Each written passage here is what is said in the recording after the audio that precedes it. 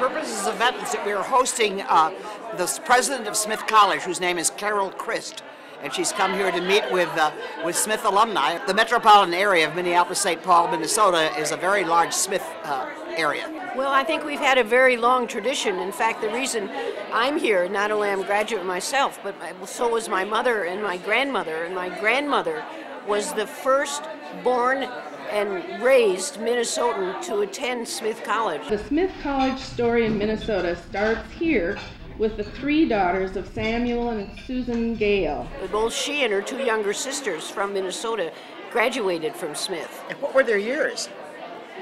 1885, 1887, and 1891. Wow. What year did you graduate from Smith? Oh, do you really want to know?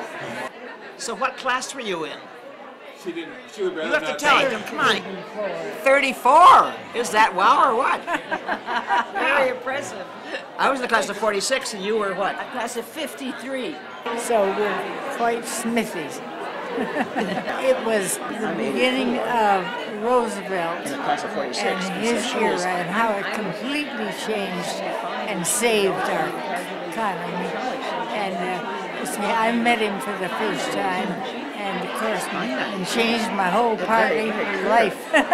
Smith women, I've always been, if it wasn't politics, which it is a lot, but it also was just in other volunteer situations. They was part of the community, good citizens. It's also been a college where feminism has been a strong tradition, and Gloria Steinem was a graduate of Smith College, as well as Betty Friedan, who preceded her. And Smith has always been an all-women's college, of course, and I think that has made a huge difference in my life, and I think most graduates feel that we were honored for being women. We weren't ever treated as second-class citizens, and we always had many opportunities for leadership that perhaps we would not have had in other co-ed schools. Don't you think single-sex learning is better? Well, I think they have a lot of statistics to bear that girls growing up, when they hit adolescence, very often they have a loss of self-esteem. They don't see themselves as going into mathematics and the sciences or engineering. And in fact, Smith has started a school of engineering within the regular undergraduate curriculum. And this is, I think, a very conscious effort to meet a need in our society.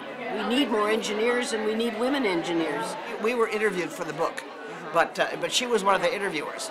I was also, as well as being interviewed, we worked in pairs. And it was starting with, let's face it, the older graduates who live here in Minnesota, constantly ask you, what values did your family have that you grew up with? What did you learn? What kind of values and attitudes that you learned that stood out in your college career? And how have they applied to what you've done in recent years?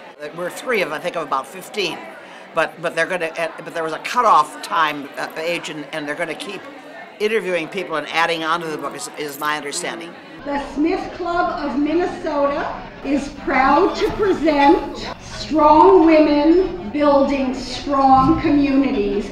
Sally Pillsbury, you can see Molly Woehrlin with her mother, Helen Jones Duff. And here's Helen Kramer, ready for college in new clothes. Marilyn Carlson Nelson. Joanne Von Blon. Janet Woodhull. This has been profoundly moving to see this presentation. Every year when I watch the Ivy Day Parade and I see women, first the oldest classes, ending with the graduating seniors, I feel I have a privileged perspective on the history of women in the 20th and now the 21st century.